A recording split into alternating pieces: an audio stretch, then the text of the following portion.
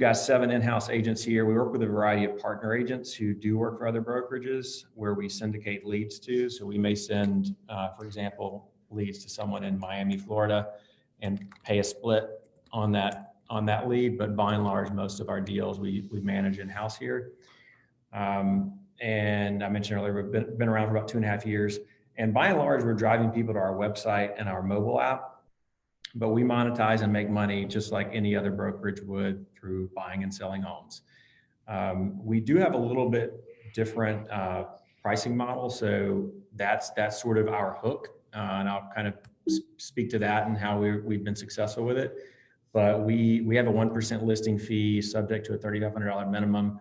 So we sort of have to work harder. We got to do more deals. We have to do more volume.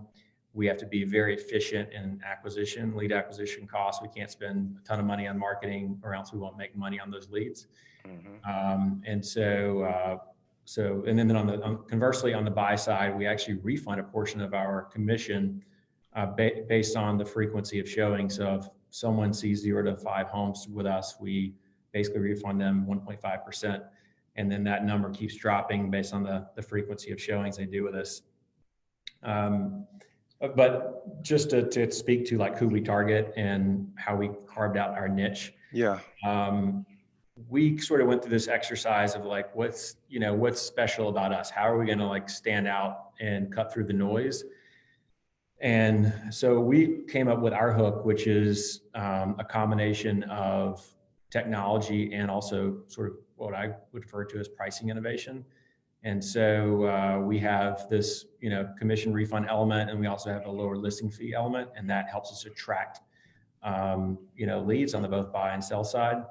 But I think these questions that we've kind of worked through is like, you basically have to have either a location element or a service element or some dimension to, yourself when you're marketing that's going to allow you to stand out and sort of be what I would refer to as like unfair competitive advantage that you might have.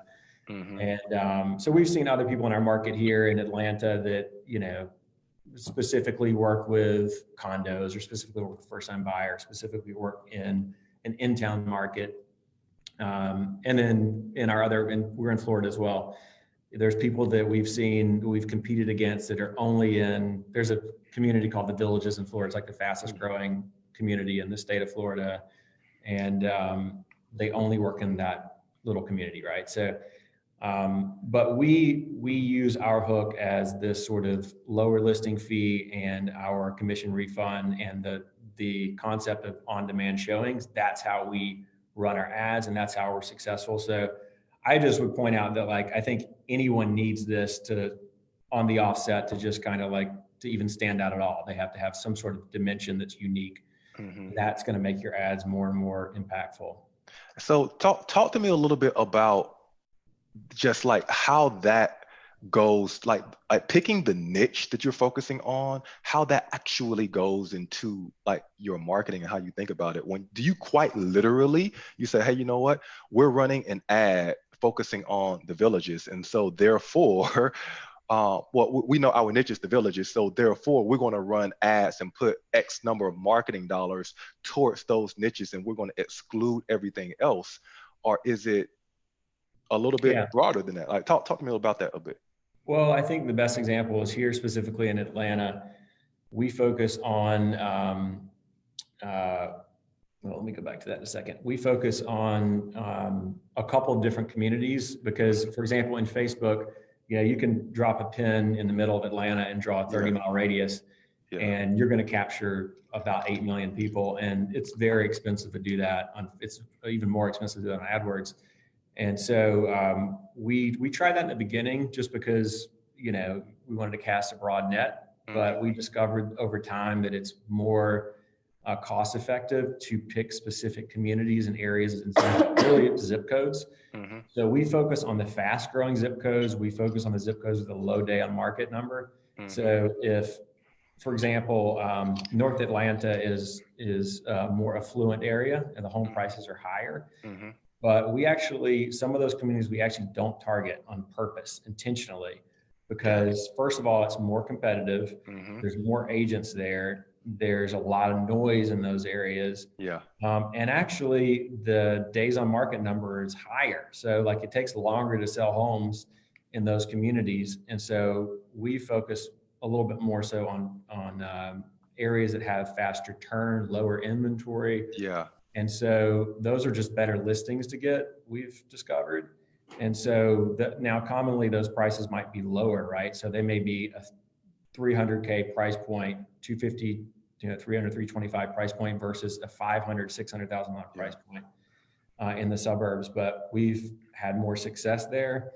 And we just have to, you sit on the listings a shorter period of time. So I would definitely encourage everyone to not cast a wide net and to be very precise, and sort of the saying of, the shotgun versus the pistol approach, definitely the pistol approach. And I did put this little bullet point on here of like, I've talked to a lot of newer agents or just actually experienced agents that want their core focus. Like, I have a core focus. It's luxury listings. Everyone wants these luxury listings, and they're literally like the worst thing to go after. They're the hardest thing. They're the hardest to sell. They take the longest to sell. They're the hardest listings to get. The clients are the most demand. I mean, it's the worst price. It's the worst, approach to take, I think. And we haven't even really focused or tried that at all, but it seems to be where everyone tends to focus and don't have a ton of luck there. I think some of the really smart and insightful things that you brought up there is you got to focus on something, because if you're trying to be everything to everyone, then you're going to be no one to everybody. And so when you think about this from like a really practical perspective, who makes the most money in healthcare? Is it the person who focuses on, I'm specializing in neurology, or the family practice physician, right? Like the generalist or the specialist. And so the more that you niche down and you kind of find some of those profitable areas, whether it's location, potentially Fred's specific case, or whether it's like a niche, first-time home buyers, or etc. Like those types of things, it helps you target your ad copy more specifically to a specific market. So you have this message to market match. You can say the same thing to the same people or a certain number of times and get better results, as opposed to broadening your message and saying basically nothing to everyone, or saying the same thing that everyone else is saying to everyone. The second important thing you said there is actually knowing your numbers. And so there are some locations where you have made a strategic decision not to focus on. Well, how do you know that? How do you say, well, I'm not going to focus on this area? You have to know what makes a good area and a bad area, and then you have to go look. You have to go actually look at the data. How quickly or how often is this segment of the market turning over? And based upon kind of your marketing strategy, we're going to focus our advertising dollars here and not there. We're going to put 50, 60, maybe even 70% of our advertising dollars here and not there. So we can take a look at our ROAS, our return on advertising spend, and we'll know that we're being more profitable in these areas and excluding some of these other areas which everyone else is focusing on. And that's where the majority of the competition is, majority of the people are, majority of the agents are, and it's just not working. Right. And they're going to get average results, and you're trying to outperform the market. So love that. Yeah. I just wanted to add one thing to that too. In addition to knowing the market, you also need to know the competition. So we've have certain messaging that works better in certain markets. So like I mentioned before, we're in Atlanta, Tampa, and Orlando, but those markets are very different. So a message that works in Atlanta doesn't necessarily work in Orlando or Tampa. And this can be even, down to the neighborhood. So just do your research and look at the competitors, see what messaging they're doing. If you're in one zip code and someone is establishing themselves as the first-time home buyer expert, then you're probably not going to want to go with that message, because it's going to be really hard to compete, especially if you're just starting off. Love that. Yep. And so I've put a slide up here around our top of funnel strategy. I think is just to show you guys where we're driving awareness mostly. And I also just bring the last point around the specific areas we target in Atlanta. The zip codes we target are primarily ones that are low day on market, low inventory numbers in terms of listing, and then also areas that are less established or more transient. So in other words, there's someone in here a second ago, so they're from Dallas, Texas. There's areas of Dallas that are just, the kind of old school blue blood, like people are from there. There's not a lot of movement, that everyone knows everybody. And it's just hard to sort of break into those zip codes, I feel, unless you have like a really big network there, a big sphere of influence there. And when you don't, it's, I think, better to focus on areas that are more rapidly growing in terms of the appreciation and a lot of in-migration of people moving to those communities.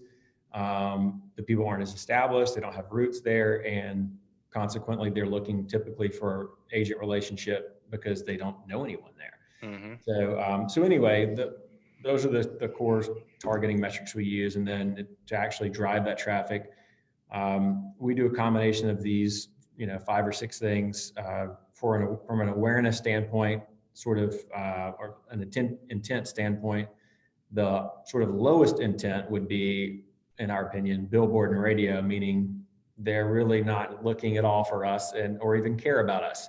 So we're putting up these billboards and radio ads and spots just to kind of create an awareness, even though they may not be selling for like 3 years, or maybe they're not buying anytime soon. But just hearing that our brand and our message will lead to recall, so that when they do see our brand or our name, they'll remember it, whether that be 6 months or a year from now. And then as we work our way down into that, sort of awareness and intent, category, SEO becomes a little bit, I think, in the middle. It's not super high intent. They're probably not, it could be something that as easy as top neighborhoods in Dallas, Texas, or best coffee shops in, Fort Worth. And so they're maybe not really like going to buy right now or sell right now, but it's content that's meaningful to them, and it creates an awareness about your brand and positions you as the expert. So we've actually been doubling down on SEO and content. Who's doing that content for you? Are you writing that? Ray, are you doing that? Are you writing this like stuff in house, or are you? We partner with some ghostwriters. Okay. Who write the content, but you have to be really specific about who you choose, because you don't want the content to backfire and make you seem like you're not talking about something. So when we first started, for instance, I wrote an article on Tampa, and some of the facts were incorrect. And so we actually got called out by a few people. So we've learned our lesson from there. So if you are going to write about something, make sure you know what you're talking about. Yeah, we've done. Did you find those folks on like Upwork or Elance? We've used Upwork. There's also a company called CopyPress that you can use, and they manage everything from finding the ghostwriter to everything until it's ready to be published. So that might be a better route for someone who doesn't necessarily have as much knowledge about SEO. It's called It's called CopyPress. Yes, CopyPress. Okay. I'll remember that, and I'll put it in the chat so I don't forget. CopyPress. And I would just point out, when you do think about content topics to write on, it's important to research the categories and lead volume that you might get from those content pieces. So you can use, there's a tool called, what's the Neil Patel one called? Ubersuggest, where there's a lot of SEO tools. One's called SEMrush. Well, we're going to write these down later. SEMrush, Ubersuggest. Oh, yeah. There's another one called Answer the Public. So that one shows you, like, say you want to write on a certain topic, like first-time home buyers. You can write that in there, and then it'll tell you what people are Googling around that. So it'll give you questions that you can actually write blog posts about.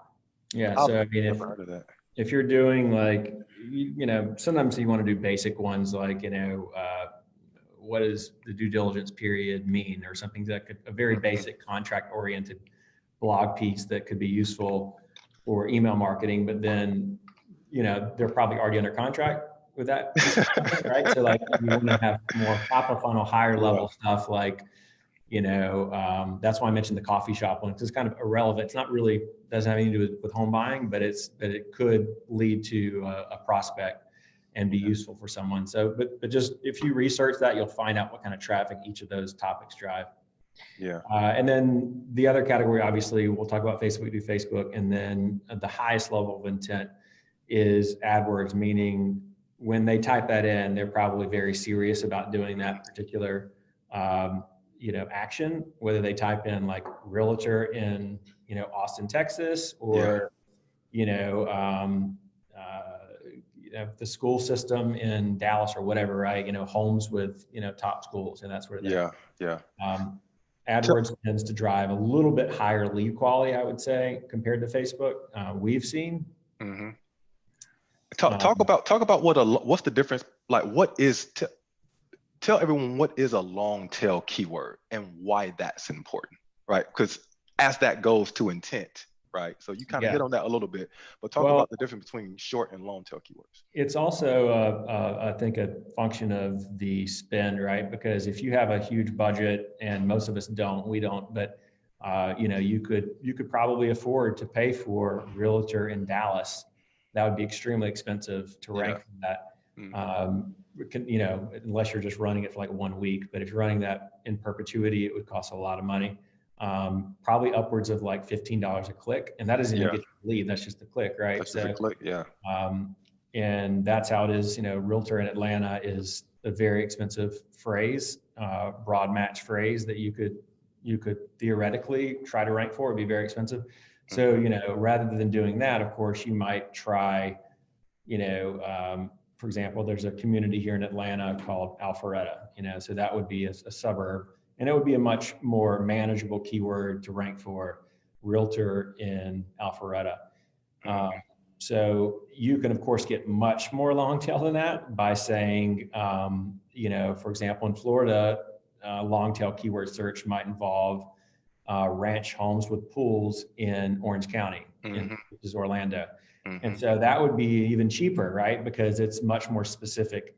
So when you think about doing AdWords, obviously try and do some research around that to drive those long tail keyword searches to optimize for cost. And then I'll also point out that we've used actually consultants and you can easily find someone just local in your area that is a SEO. Just Google SEO consultant or pay-per-click consultant, and they can help set up your AdWords campaigns for you. So I would definitely recommend trying that if you envision using AdWords as part of your acquisition strategy. Yeah, and those long tail keywords, it may be one person over the course of 2 months who types in 3-bedroom, 2-bath house in Orange County with the pool, looking for a realtor to buy, right? A really, really long tail keyword, but that person has extremely high intent.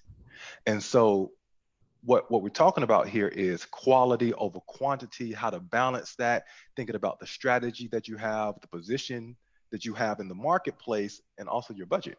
That's how all these things kind of come into play. And it's good that you guys are thinking about that. So. Yep, totally. So I've got a slide here that just shows a little bit around our tech stack and some of the tools that we use. Maybe some might be applicable to you guys that are listening in. Not that you would need to necessarily deploy all of these tools, but I think for a single independent agent, it might make sense to just sort of do a watered down version of this, but we are only 2.5 years in, so we're not a 10-year-old brokerage with 100 agents with a huge software spend.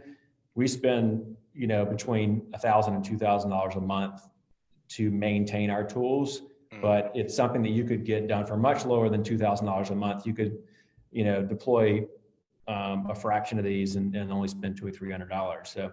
But at a high level, we use HubSpot as the CRM. That's the CRM. I mentioned a couple other ones here that we evaluated.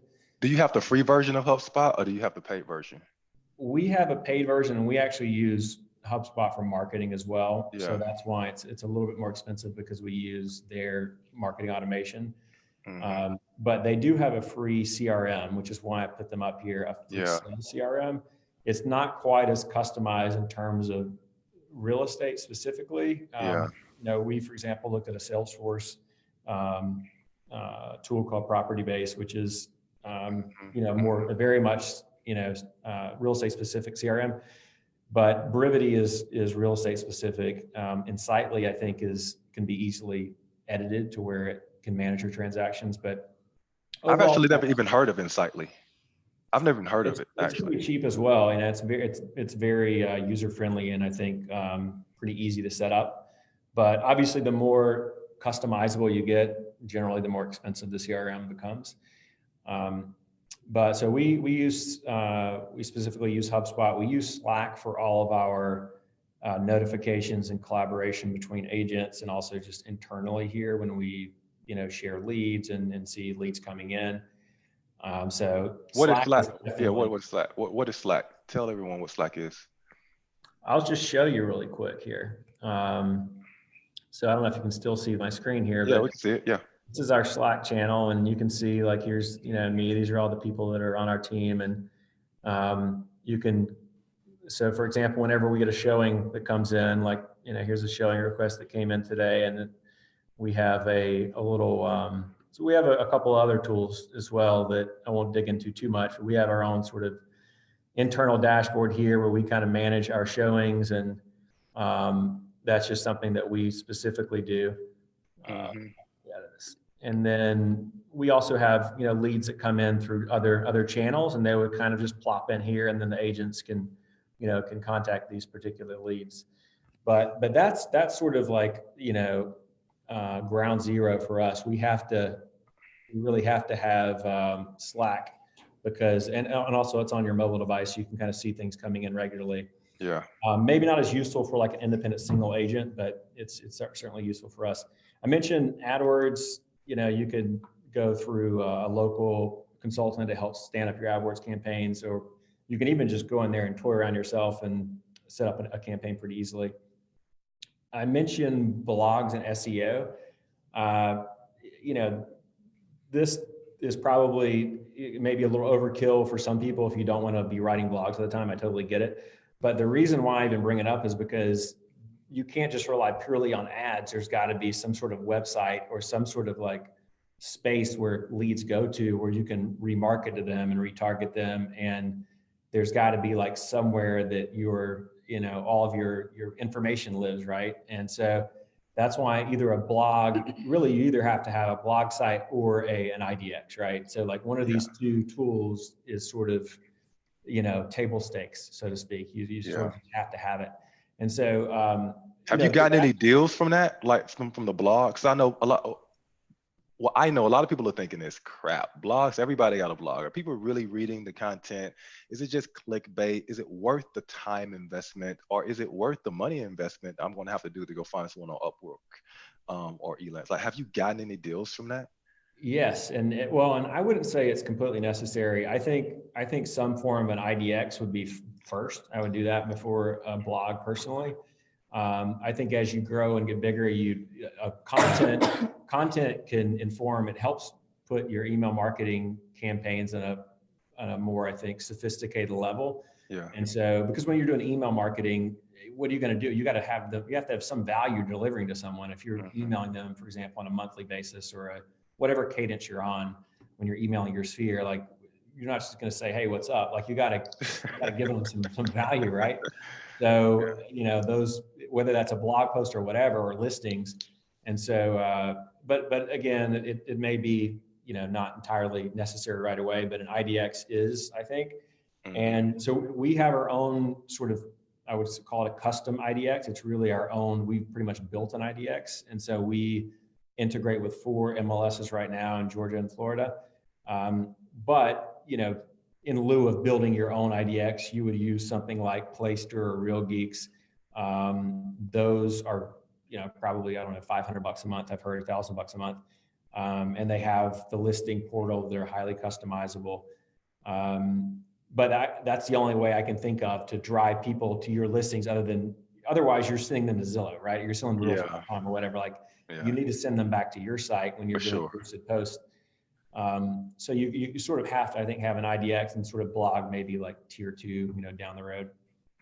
Of course, we use for all of our texting, we're big on texting. We use Smart Alto for that, and have found that is the best way that we've discovered in 2.5 years to sort of like keep leads engaged, nurture leads, and even sort of resurrect some of the old leads too. So obviously there's so many studies on people reading text over email, 95% of the time they open a text.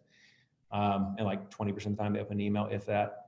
But so yeah, you got to have texting on some level baked into your, your lead nurture.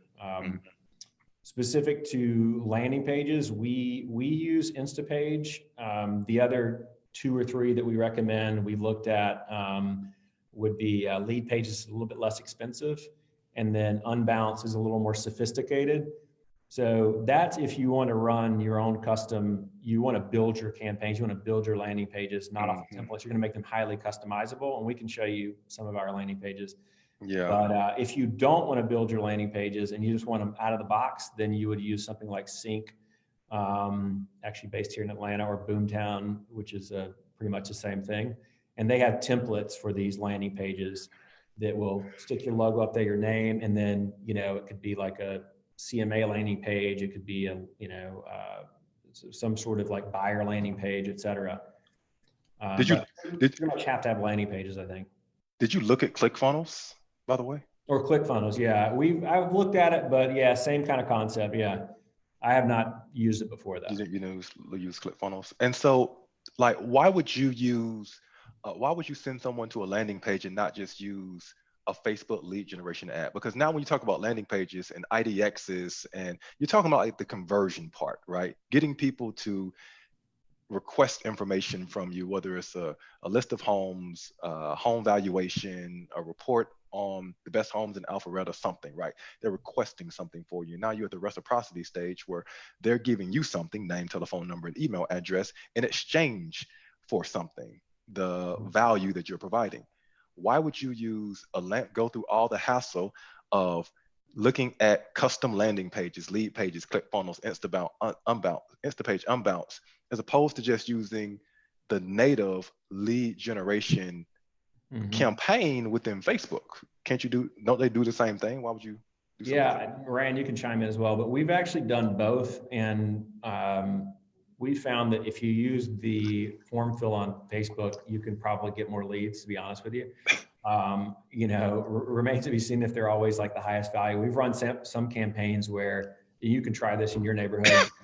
We've run like, homes under, now this is helpful if you have an IDX to do this, but, best homes under 250 in Atlanta, or like pick a suburb, right? And that's like a hot campaign on Facebook because, or you say, homes for sale for under $1,800 a month, whatever, right? Payment $1,800 a month. And you can get a lot of leads that way. But a lot of times they're just like looking to sign up for that list, and they're not really going to buy anytime soon. But to be fair, you're building your database, right? So I can see it both ways. There's some advantages with landing pages because you can set up rules to where once they sign up, you're going to put them on a nurture track where they're going to get a variety of emails over the next 6 weeks or 6 months or whatever. And you can also retarget them. So there's a lot more you can do if you send them to a landing page versus just a form fill. Yeah, I would just say the lead quality on Facebook we found from a form fill is like not as good, because a lot of times Facebook will automatically fill in those forms for them. So they'll just click through real quick. The phone number may not be correct, or their email might be, one they used to create their Facebook 10 years ago, and they don't use that email anymore. So the information you have from them is incorrect. But if you build a landing page, some of these builders are easy. They're drag and drop, and they have templates as well. So it's not difficult to make them. And you can also use the landing page on things other than Facebook. So lead forms on Facebook are only going to be good for Facebook leads. But if you want to do something like AdWords, you can use like Instapage or something like that, and get leads that way. Also, can you show us one of your landing pages too, Ray? Can you show us one of them? Yeah. I'm sorry, keep going, but I just wanted to mention that. No, you're good. I forgot what I was saying. Oh, I'm sorry. So yeah, I mean, we've definitely tested, I guess, all of those really, and we'll continue to test them. But just the last couple of things on here, we use subscriber tools, opt-in tools. We use one called Opt-in Monster. There's another one called AppSumo. It's basically the exact same thing. And these are like super cheap. They're like $40 a month, I think, something like that. Now you have to have somewhere to stick them, right? So like you either need a WordPress landing page or WordPress site, like through I put over here like Squarespace site. or an IDX or whatever. I don't think you can actually put it on IDX. You have to put it on your own site. But these are great for getting like extra subscribers and just, you know, building up your database, right? And then additionally, web chat is becoming like a pretty big thing. And so you can use these web chat tools to capture leads and also engage with leads. So like if they land on a specific listing, they have a question about it, they may pop up and ask you like, oh, is this backyard fenced or whatever? And you can chat with them, get their email. So we use a tool called Intercom to do this. There's a lot of other ones that are, you know, Drift, I think is a good one as well. And then I'll show you some of our landing pages really quick. Yeah. Type in 0. Oh, yeah, good point. I can just show you from here. So this is, again, back to our Slack channel here. So these are examples of some of our landing pages here. This one's actually on Unbounce. So we're promoting a cash refund on this one. So this is a pretty popular one. So we lead with our reviews to make sure that we're, you know, reputable. Mm-hmm. We've got, you know, value statement here. We have specific examples of homes we've sold. We've got, you know, pictures of actual real humans. That's one example.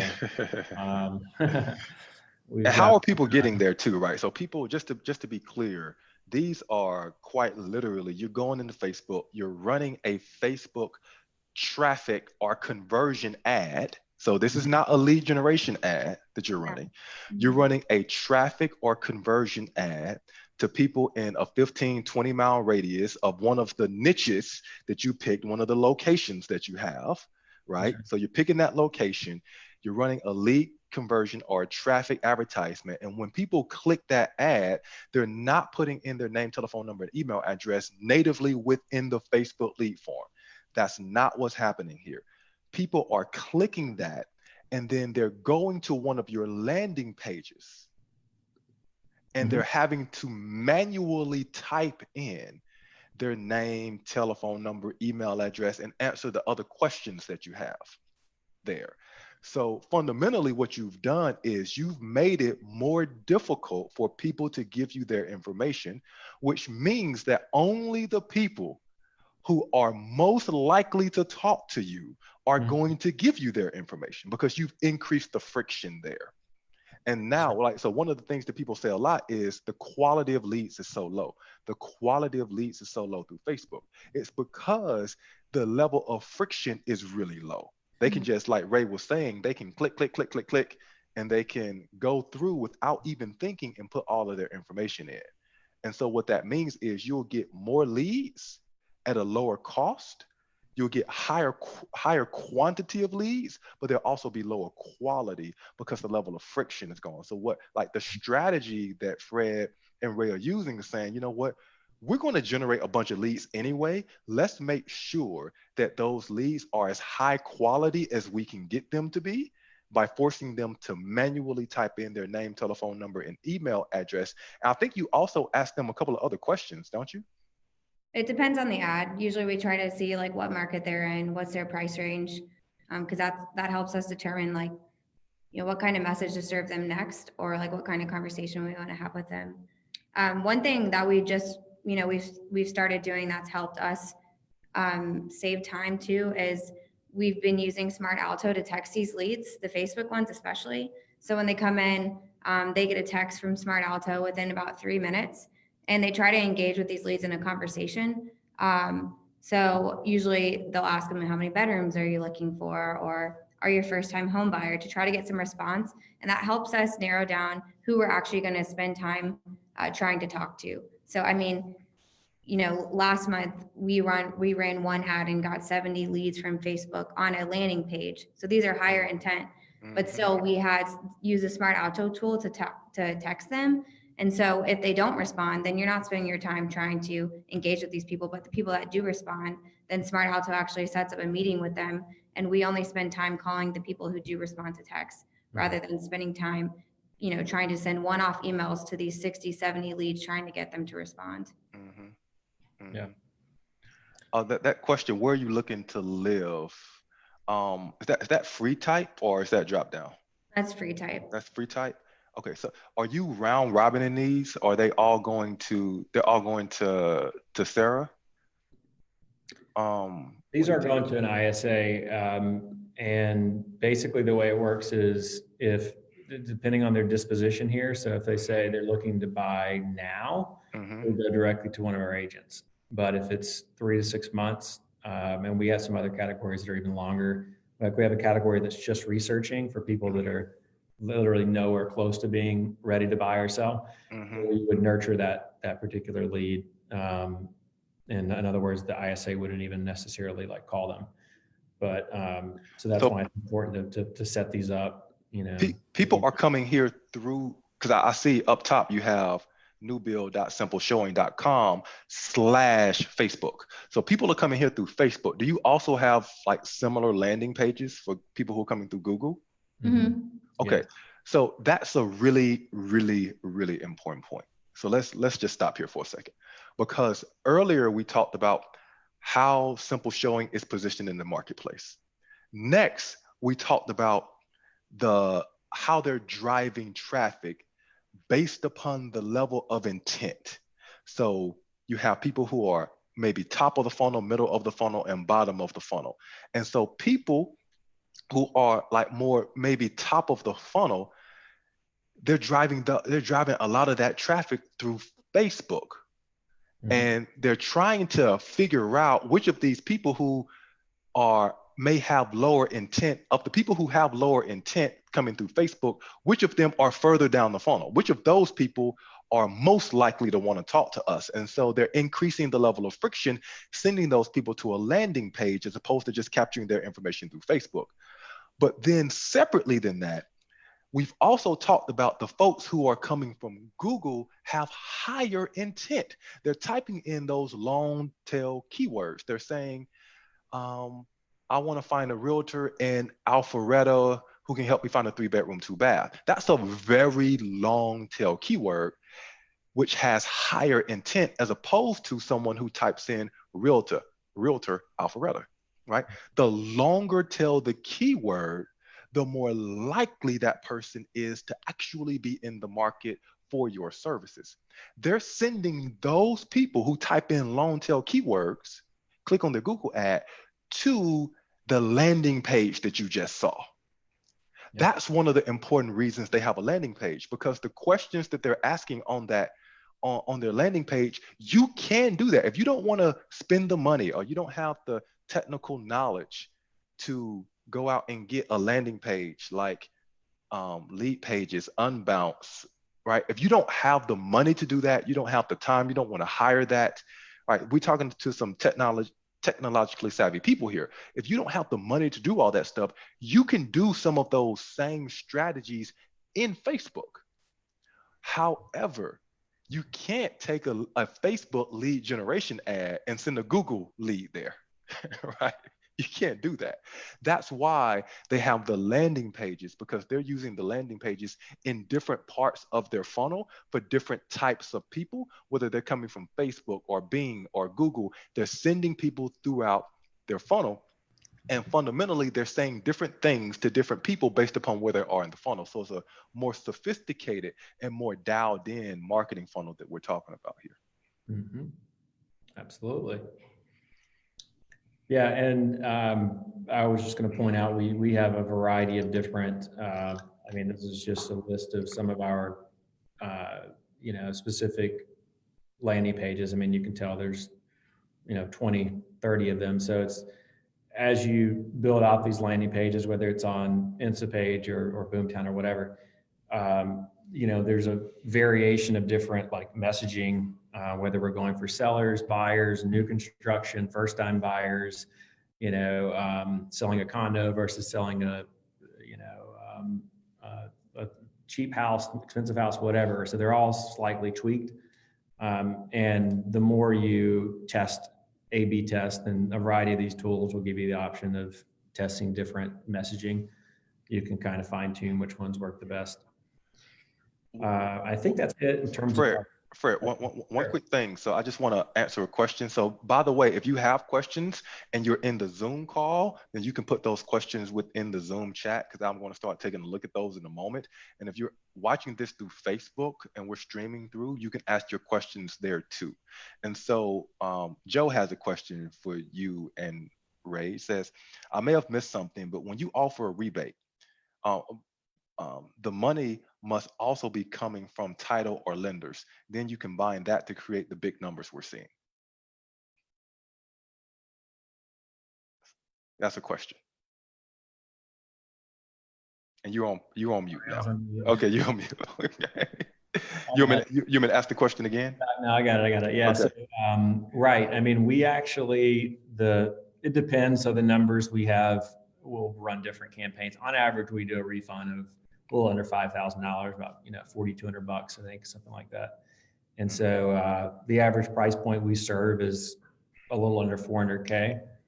And the average refund we actually give is closer to 1%, because the more people do showings with us, that's kind of like our original, it's just as a brokerage, as a business. When I started the brokerage, I just believe that philosophically, a lot of home buyers nowadays are more, they're more savvy, they're more independent, they're leading with technology, and they sort of like to own the process. And so, the concept was that they can kind of do a lot of the shopping by themselves. But that being said, we do have some buyers that we show 35 houses to, and they get $0 in refund from us, right? So it's just totally dependent on how many showings they do through us. That's where those big refund numbers come in. We don't really monetize in terms of title right now, actually. In terms of a refund, remains to be seen. We may do something like that in the future. There's definitely a lot of possibilities there, but the numbers we're giving are just straight money. That's why I say we have to work harder than most agents, because we monetize at a slightly lower commission rate. Mm-hmm. Okay, cool. Just want to double tap on that. I see you got an ad down there. So yeah, no, I think I just had like one example of, I mean, we have, I don't know, Ray, what do you think? We have 30, 40 different ad sets, and we have a lot of different ads. And, it's not, obviously it's not like just the ad that does it. Like saying a special thing isn't going to necessarily, guarantee you get a lead. But this is just one example of an ad that we run that is a video ad. So one of the things that, back to make this thing larger. Oh, here we go. So Facebook themselves say that, Facebook themselves talk about how you want what they refer to as thumb stopping activity. So like when you're scrolling through the Facebook feed, they want the user to like stop and it's crazy. My little thing's going nuts here. But they want the person to stop. And if you have a video, it's found that research shows with Facebook that you're probably going to stop and look at it a little bit more if there's some sort of movement. It's like when a cat's running around on a Facebook ad, you're like, oh, what is that cat doing? Versus a static image. So like we have one here that's a guy doing a little testimonial, and it's getting a lot of interest and traffic. That's just one example. We have, of course, we do boosted posts where we'll put our listings up and then go 2 miles around that home and boost those listings. So we do that on all of our listings. I mentioned content. So like we'll put, a post about like inspection, your inspection period and what you should look for at inspection. And then we'll boost that post. Or maybe we'll do one on like the best neighborhoods in Atlanta, and we'll boost that post. So those are the type of ads that we run to get these top of funnel leads. And then we'll start serving them all of this content to add value to them, so that when we're in consideration 6 months down the road, they're thinking about finding an agent, they'll remember us and they'll be like, oh, they added a lot of value and gave us some useful information. So let's hire them to buy our house. So let's sell through those guys, So it's just like a long, we've had people that literally found out about us like 1 year ago, Yeah. And now they're just now finally going to sell, and we'll get the listing appointment. So it takes a while. The thing I love about this specific ad is it talks about, like, it demonstrates a lot of the stuff that I talk about. So I just like it because what we see right here is social proof in action. So a couple of days ago in the Real Estate Marketing Mastermind Facebook group, we had a whole conversation around social proof and how you're using social proof. Because what people say about you or what your customers say about you is 1,000 times more impactful and more influential than what you say about you, even if what you say about you is more accurate. Yeah. I'm gonna say that again. What your customers say about you is 1,000 times more influential than what you say about you, even if what you say about you is more accurate. And so think about all the different ways Ray and Fred are using social proof in this one ad. Could you go, yeah, right here. So it's going crazy. There we go, right there. There we go. Here, right here. So what we see is you have a real person, not like a cartoon, but a real person who is on video talking about the service, right? Now, some people, they're scrolling through Facebook, maybe they don't watch the video, so they quite literally put captions right here. So just in case you weren't gonna stop and read, you can see the caption right there. The second thing is Google, Zillow. They've put 5-star, 4.9 stars right at the top because people make decisions in groups. No one wants to be the only person in the world who's done business with you. People look around, they see what everyone else is doing, and then they use that as a framework for making their decision. We all do it. I do it, you do it. It's just human nature. And so they're feeding into that by using this social proof ad to generate more awareness and more traffic and more leads and more conversions for their business. And it's a beautiful, beautiful ad. How did you get the video done? Was like this done on the iPhone, or was this like professionally captured? This we did a Facebook Live with one of our customers at his closing. Wow.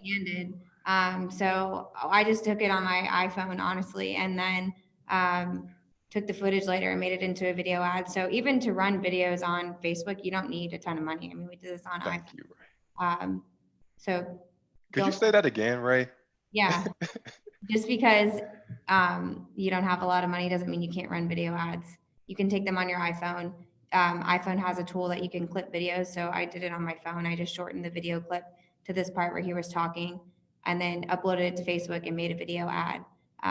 And another reason why it's important to put like a caption on there, whether you use Facebook's, they have a tool that will add a caption, or I just added this my own, is because a lot of people, even if they do watch the video, they're watching it on mute because they're at work on the phone or something, or using the volume. So it's good to put it there. That way they get the point of the message. Yeah. That's great. That's very smart. Very smart. I love it. Hassan, we do have a couple questions actually. With the stuff that we talked about? Yeah, we do have a couple questions. So Sanjita said, does Place the Real Geeks or any of the other IDXs you talk about also provide a CRM service? Yes. So let me go back to that. Yeah, actually, I know Boomtown does. They have a little like pre-baked CRM, but honestly, some of those tools, they actually are more managed services. So the CRM is actually managed by the Boomtown people. So it's not like a client-facing CRM, if that makes sense. So I don't know if that totally answers your question. So it's like yes and no. Some of them do, some of them don't. You almost have to sort of have two separate ones, unfortunately, like the IDX and then your own sort of internal CRM. But something like a MailChimp or Brivity, one of those, or even inside of those are $10 a month, I think. HubSpot's free, are good to kind of just get started with. MailChimp has a free version. MailChimp has MailChimp's free. And if you have fundamentally, most of the IDX providers you go to who have some type of lead capture on those IDXs, they're going to give you some basic way to manage the customer relationship. And that's what a CRM is.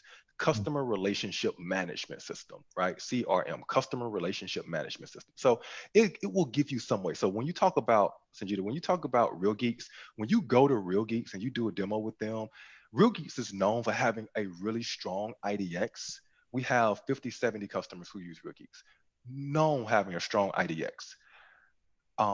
They have a CRM where the people who put in their name, telephone number, email address, it doesn't go into oblivion. It goes into their CRM. The CRM isn't great though, but it is there. And some people really like it. When you use something like Follow Up Boss that does not have an IDX, Follow Up Boss is only a CRM. So it only gives you a place to use your, to like manage your customer relationships. And I think you have LionDesk. Again, LionDesk is only a CRM.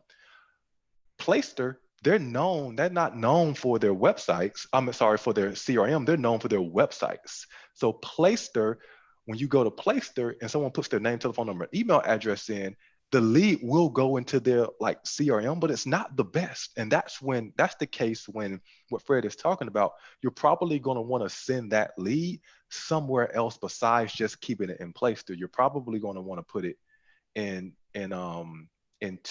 LionDesk, Follow Up Boss, HubSpot, which is a free version of HubSpot, which Fred is talking about right now. And I'm saying all that. I'm meeting with the founders of Playster in San Francisco. No, I'm sorry, not in San Francisco. Next week through a Zoom call. And so it's not like I'm bashing Playster. I'm just saying what they have is most appropriately used as their IDX because they want to be on hundreds of thousands of websites all around the country. And so it's a good system to use, but if you're looking for like a traditional CRM or a company that has an IDX with a pretty good CRM, you may want to be thinking about something like Real Geeks or something like that. CRM for new agents. Recommend the CRM. So Fred, so some of those, I think you kind of went over this a little bit, just recommending a CRM for the newer agents. Would you say of all the ones that you've tried, and you may not have tried a lot of real estate specific ones, but you've tried, because I think it's a function of how many leads you have in your database right now. Like if you were to, the first thing you do when you open up a CRM is import your database, import your sphere.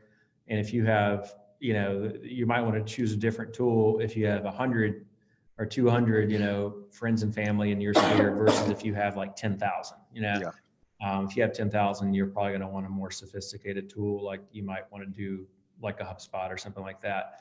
But I think Follow Up Boss or Insightly or one of those, is even MailChimp would be fine if you're just loading up 200 or 300 people. So I think it's a function of the size of your current database and then also how many leads you're generating. If you're only generating, 5 or 10 new leads per month, it's totally fine to just get a very entry level, like an Insightly or the Brivity or any of the, free tools.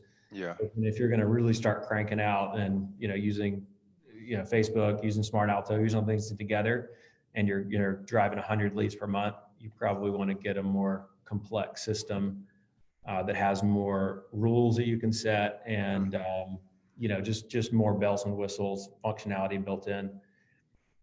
And so Fred, thank you for that, Fred. Alina, she asked, do you only advertise to get listings or do you do buyers too?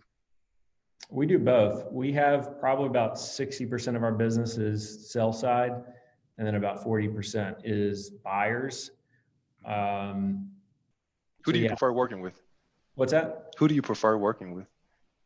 Well, I mean, obviously the ones that we'd love to work with would be the people that we occasionally have people that want to book one showing and they're ready to buy a house. Like they literally book a showing through our website and they buy that exact house the first time they enter the home, and so they've already got it picked out. That's the best case scenario for us. And then we tend to work in the 300K to 400K listing price point in all of our markets. And but yeah, sellers are definitely more painful, I would say. We tend to do probably work with them a little more regularly. Yeah, and that's interesting because I think a lot of people would prefer to work with sellers. They want the listing side of it, and you're saying that you want the buyer who's just going to look at one house and buy now. So yeah, the experienced buyers are probably I'd say the best leads. the best. But, yeah, also the hardest to get. So Graham asks, do blogs really make a difference? And if they do, what topics? All about housing or various topics? Can you talk about that a little bit? Yeah, right. Go So ahead. they work if you're intentional. So write on topics that are going to help you out. If you're writing about, the best places for men to get their haircut, like that's not going to really drive anything. But like talk about the neighborhoods. So people who are like searching in neighborhoods around you, they see that you know about that neighborhood, and then they're more likely to ask you, hey, like what do you think about, this school district? I'm looking about moving here. Do you know anything about the market? And then also like have a call to action in your blogs. So give them something to do, not only drive your blog, but then put your contact information at the end. Like, hey, if you're looking to buy a house in this area, I can help you out or something. Give them something to do. Otherwise, they're just going to read your blog and then they're going to leave. And then you paid for them to go to your blog, but given them nothing to do, or you didn't tell them who you were. What other like final bits of advice, tips, strategies, the key takeaways, some smart question that we didn't talk about or ask, would you kind of leave people with? Sure. I actually wrote down a quick list of some like Facebook. I love it. That's why I love you. That I think everyone should know. So kind of what I just talked about again, like if you're going to spend money on ads, give people something to do. Ask them to fill out a form, tell them you're going to send them a list of houses. Don't just run an ad for something. I see people boost posts all the time and there's nothing for that person to do. So you're just kind of wasting your money. So either try to get their information or try to give them some kind of value. That way you can engage in conversation with them after they click your ad. If you're going to run an ad, you need to spend at least $5 a day on that ad. And the reason I say that is you need to get your frequency high enough. So when you run an ad on Facebook, you can see how many times someone saw it. If it's not one or over, they're probably going to see it one time and then they're not going to recognize your brand. So you want to get it over one so they at least probably see your ad twice. And then that way your brand resonates with them. If you're doing open houses, you should put these as events on your Facebook page. The reason is people like events on Facebook. They'll say they're interested in them. And if they're looking for things that are going on in your area, your event will show up. So it's another way to, one, drive people to your open house, or two, to just tell people that you're in the market. Let's see. Oh, retargeting. So if you are going to run ads, it's really important that you retarget because you can drive about 30 to 40% of the traffic who went to your website, went to your forum, and then left back to actually take an action. So you can use what's called I won't go into too specific details, but you can use the Facebook pixel to do this. So therefore, when someone clicks on your ad and goes to, your landing page or whatever, the Facebook pixel can put them into an audience, and then you can serve them another ad to drive them back. Let's see. And then boosting your listings is another one too. This also helps drive awareness. So if you post, on your Facebook page, a link to your listing, you can boost it in that area. Fred kind of mentioned this earlier, and it tells people in that area about your listing, but it also gives you like awareness, credibility in that area. And I'd say one more thing is like, you have to like stick with it, because if you pick a budget, for example, of $5 a day on Facebook, $10 a day on AdWords, for example, particularly AdWords, you need to wait like 3 or 4 months before there's sort of reasonable results. It's very easy to get discouraged and like, I just spent $337 on Facebook ads and, or whatever, right? And even more pronounced of a problem on AdWords, where you could easily spend $2,000 in a month on AdWords and not know what you got for it. It just takes a while to start building that flow of solid leads. So pick a number, set a goal for like the quarter. I would say give it 3 months, and then for the next quarter, try and spend the same amount of money and try and up the, clients, like the actual bottom of funnel number of clients and closings by 20% or whatever. Mm-hmm. That's what we try to do is each month, each quarter, just incrementally improve those numbers. And you've been doing that, right? Because you started Take off a lot of at, discipline and when monitoring those things and reworking them and fixing it. There's not like a one silver bullet. It's just like do it, change it again, tweak it, like constantly. and I love the fact that you said that, because everyone, like, you see all this clickbait out there and everyone is talking about, oh, if you only knew this one little secret, if you only had this one thing, then you're going to be successful and all of your dreams are going to come true. And the reality is, in this space, there's not a lot of secrets now, right? It's not like one person has the secret to your success. It's a lot of testing, it's a lot of iterating, it's a lot of trial, it's a lot of failing, it's a lot of building systems and tools and finding what works for you. It's, a common question is even like, what is the best CRM to use? Really, the one that you're going to use most frequently. Because if you have all these tools, but you're not actually putting them to use, then you're just wasting money. And you need to understand your numbers. You need to know what your goal is, what you're trying to get people to do, and then measure yourself and your advertising campaigns against that. So, like Ray was saying, if you're running an ad, but you don't have a CTA, a call to action, and you're not getting anyone to do anything, then it's really difficult for you to understand whether or not the ad is working, right? And so there is no like one magic secret. There are a couple of fundamental principles and systems and ways of thinking that help you kind of improve results over time.